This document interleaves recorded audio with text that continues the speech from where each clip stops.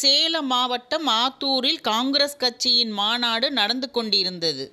அந்த மாநாட்டிற்கு பெண்கள் பெருந்திரளாக வந்திருந்தனர். காமராஜர் மாநாட்டு பந்தலுக்குள் நுழைந்தபோது பெண்கள் பகுதியில் இருந்து கசமுசவென்று பேச்சுக்குரல் எழுந்தது.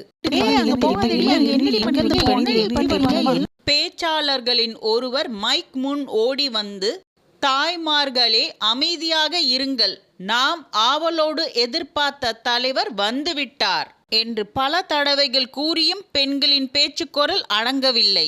இதை கவனித்துக் கொண்டே காமராஜர் மேடைக்கு வந்து சேர்ந்தார்.